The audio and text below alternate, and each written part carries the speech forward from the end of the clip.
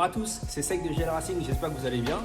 Alors dans cette vidéo, on va aller voir Val qui va nous parler de l'embrayage principal des GTA. Let's go. Salut Val. Salut Sec.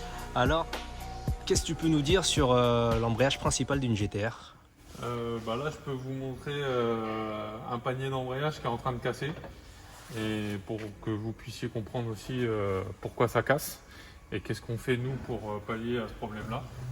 Donc là vous pouvez constater qu'il a commencé à fissurer en fait de là à là. En gros il fait un quart de cercle, un demi-cercle.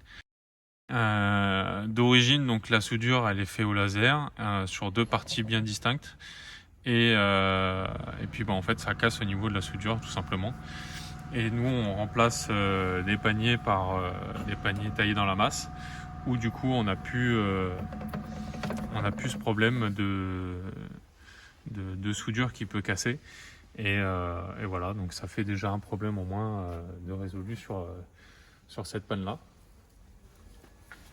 Et ensuite on peut vous montrer les joints de panier qu'on remplace aussi qui finissent par se déchirer.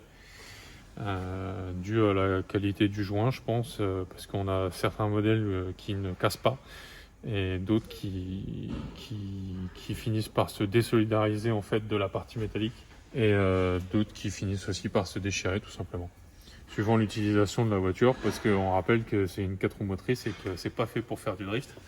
Il y en a beaucoup qui prennent la voiture pour faire de la glisse et c'est pas bon du tout, ça bousille tout. Ouais, mais du coup, comment on peut savoir que le panier commence à se fissurer? En fait ça prévient pas, ça casse du jour au lendemain. Donc, vous allez perdre les vitesses paires ou impaires suivant le panier qui va casser.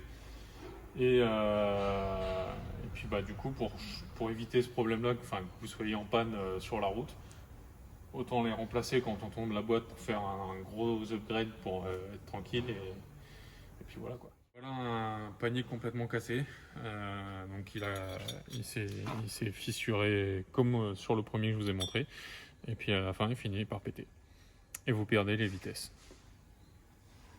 Voilà. Et du coup Val, pour conclure, pour conclure, si vous voulez pas être embêté en panne sur la route